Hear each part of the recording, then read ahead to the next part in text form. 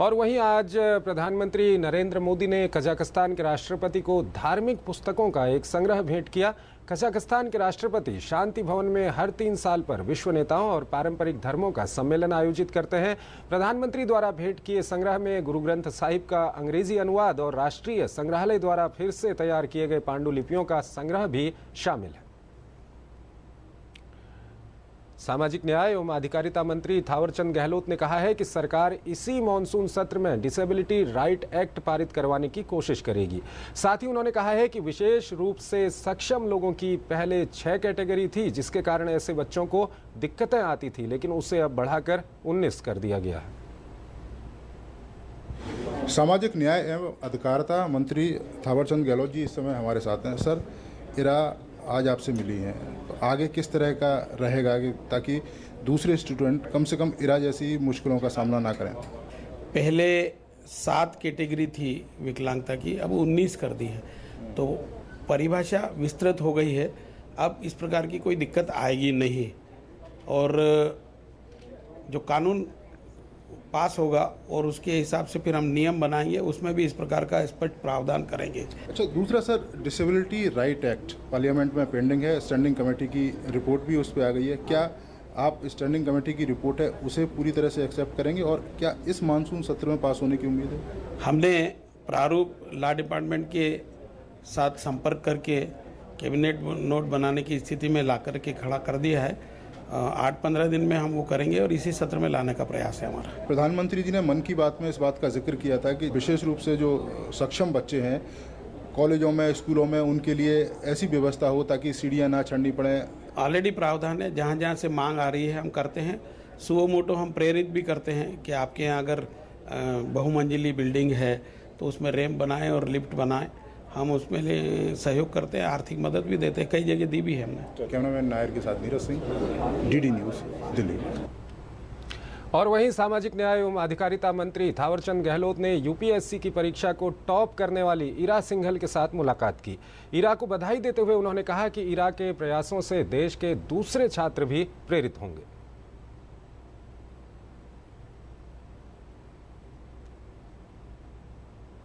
और बुलेटिन में यहाँ पर एक छोटा सा ब्रेक लेते हैं, आप बने रहिए डीडी न्यूज के साथ। Honey, what do you want for breakfast? बाबूजी नमस्ते, छोले का मस्ते, सास तुरे सास्ते, ब्रिज लाल के बटूरे, ब्रिज लाल के बटूरे।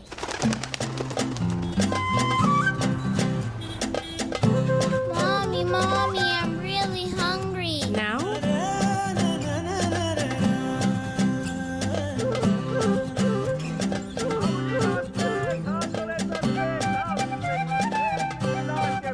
मैडम जी, क्लीन प्लेट। अरे बाबूजी नमस्ते, खाओ छोले सस्ते, साफ सुथरे मस्ते, ब्रिजलाल के भटूरे, ब्रिजलाल के भटूरे। मैडम जी नमस्ते, खाओ छोले सस्ते, साफ सुथरे मस्ते, ब्रिजलाल के भटूरे, ब्रिजलाल के भटूरे।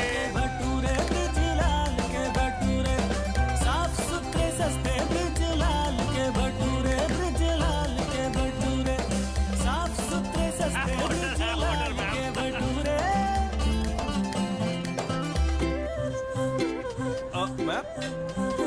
You try? ब्रिजलाल के भटूरे, ब्रिजलाल के भटूरे। अरे मैडम जी याद रखिएगा, साफ सुथरे सस्ते, ब्रिजलाल के भटूरे, ब्रिजलाल के भटूरे। ब्रिजलाल के भटूरे। देखा दोस्तों, हम साफ सफाई रखते हैं यहाँ और उसकी गूंज सुनाई देती है वहाँ। आइए देश का सर गर्व से ऊंचा रखें। अतिथि देवो भव। अतिथि देवो भव। सरपंच जी, काम कब मिलेगा? 1 महीना हो गया, रोजगार के लिए अर्जी दी थी, ये देखो रसीद, तारीख भी लिखी है। अरे भाई, जब काम शुरू होगा तो मिल जाएगा। काम नहीं तो बेरोजगारी भत्ता तो दो सर जी। कैसा बेरोजगारी भत्ता? महात्मा गांधी नरेगा में मांगने पर 15 दिन में रोजगार मिलता है, वरना हर रोज मिलता है बेरोजगारी भत्ता। सच? हाँ माँ। अब बोलो सरपंच जी। मांगने पर 15 दिन में रोजगार, रोजगार नहीं तो हर रोज बेरोजगारी भत्ता। महात्मा गांधी नरेगा, आपका हक।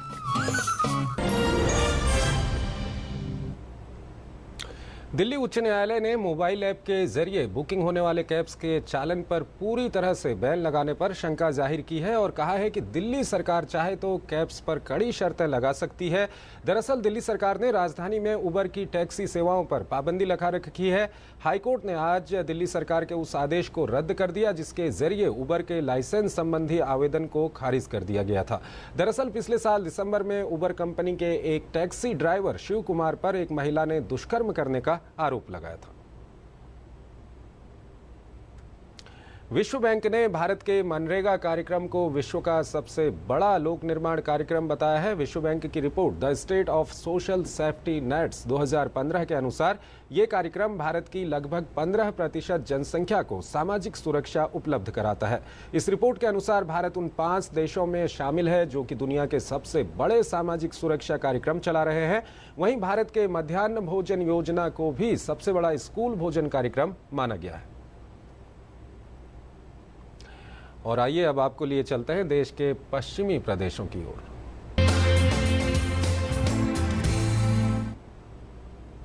अब मुंबई की पश्चिमी उपनगर प्रणाली में सफर करने वाले यात्री भी अपने मोबाइल फोन के जरिए टिकट बुक करवा सकते हैं और यात्रा के दौरान मोबाइल में आए एसएमएस को गाड़ी में चल रहे टीईटी को दिखाकर आसान सफर कर सकते हैं। इस सुविधा की शुरुआत आज रेल मंत्री सुरेश प्रभु ने दिल्ली से की। यात्री अनारक्षित टिकट सुविधा का उपयोग करते हुए अथवा विंडो और एंड्रॉयड मोबाइल फोनों पर उपलब्ध यूटीएस ऐप के माध्यम से इस सुविधा का लाभ ले सकते हैं। इस प्रणाली के तहत यात्री किसी भी श्रेणी के लिए विभिन्न टिकट खरीद सकते हैं। इसके बाद मोबाइल पर पीडीएफ प्रारूप में टिकट मिलेगा जिसे दूसरे को भेजा अथवा संपादित किया जा सकता है।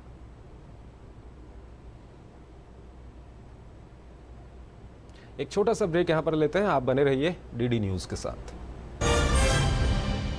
4 5 6 पंजे 30। दिमाग तो हवाई जहाज ही तेरा। नाना रॉकेट। हाँ रॉकेट। राकेट जी कहाँ? अम्मा खेत में आई है। जा रख ले। मुन्नी बीमार जो होने वाली है। बीमार?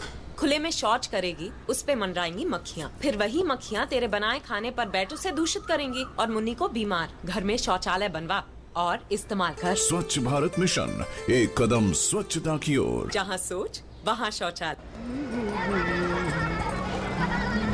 अरे आ गया। कैसा गया एग्जाम? क्या हुआ? अरे क्या हुआ? मुझको स्कूल में सब बुद्धू बुद्धू बोलते रहते हैं। मुझको कुछ समझ में भी नहीं आता। क्यों? आजकल ठीक से पढ़ाई नहीं करता है?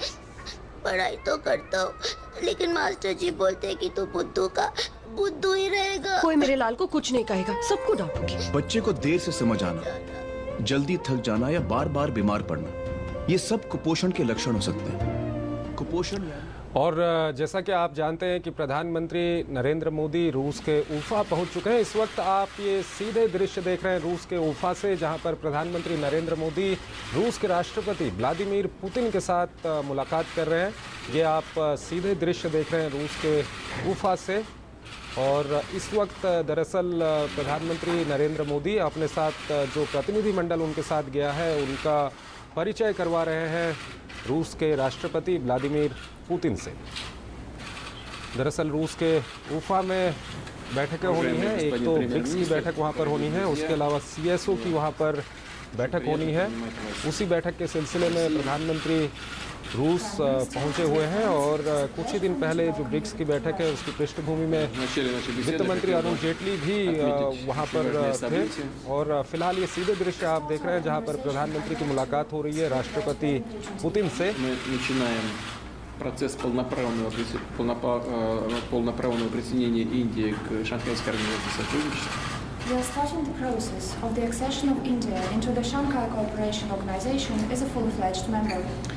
И мы бы хотели поблагодарить вас за активную поддержку нашего председательства в БРИКС.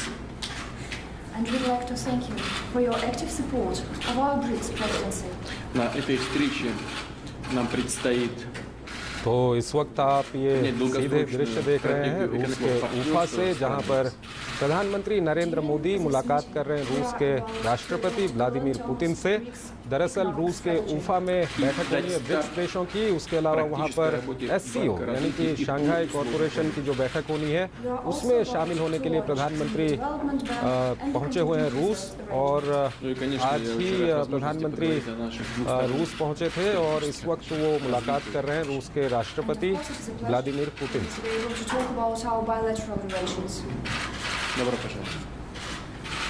राष्ट्रपति जी, मैं आपका बहुत आभारी हूँ कि मेरा और मेरी टीम का बहुत ही गर्मजोशी से आपने स्वागत किया, सम्मान किया।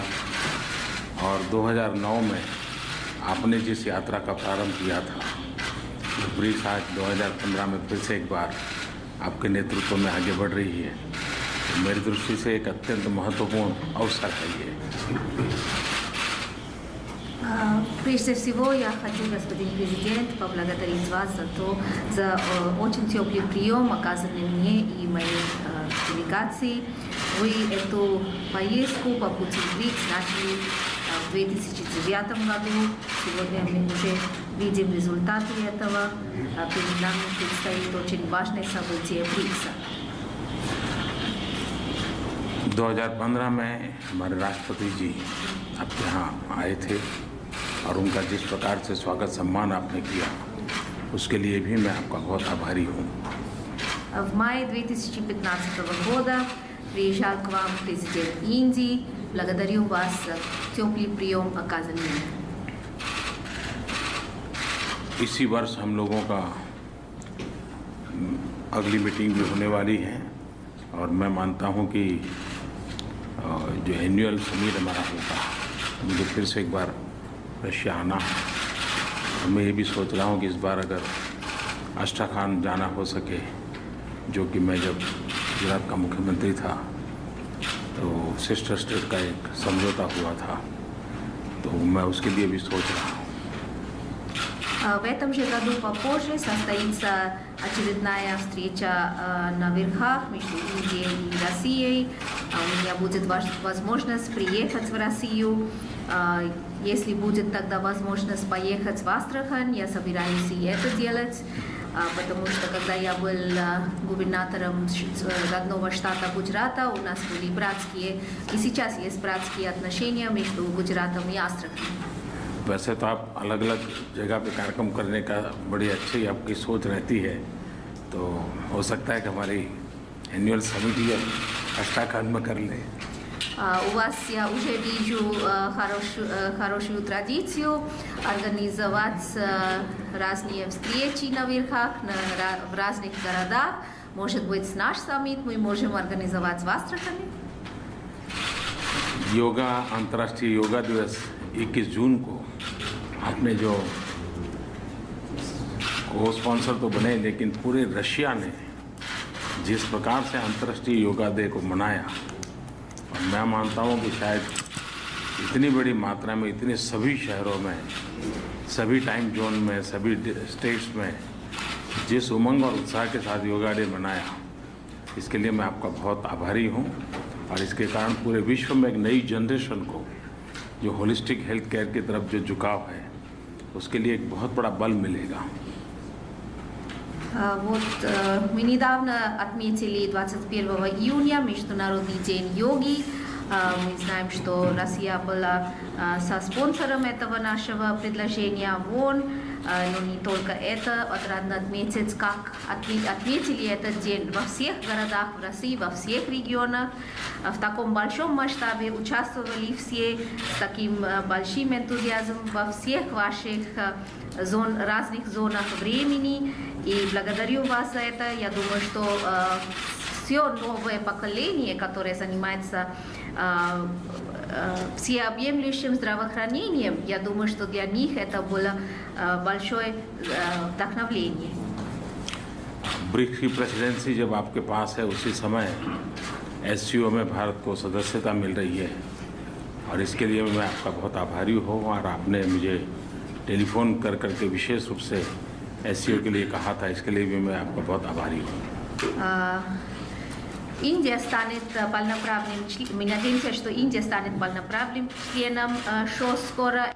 Это будет в то время, когда Россия является президентом ШОС. Вы мне звонили, говорили об этом. Я благодарен вам. Уважаемый господин премьер-министр, чем я еще не занимался, только этой йогой, но она не может не привлекать. Distinguished Prime Minister, I haven't tried yoga yet, but of course it is a very appealing kind of sport. Я посмотрю, что в состоянии сделать, исходя из уровня своей спортивной подготовки. I'll consider what I can do in yoga, based on what I do in sports. Просто, когда смотришь на настоящих йогов, кажется, что достичь такого совершенства невозможно. И вот именно это останавливает.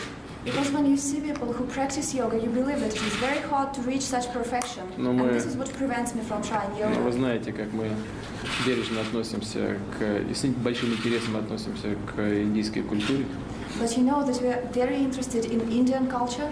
Так что вот все наши отношения, в том числе в гуманитарных сферах, они для нас чрезвычайно важны, и мы, безусловно, будем все эти направления развивать дальше. And we attach great importance to our humanitarian cooperation, and we'll definitely develop our cooperation in these areas further.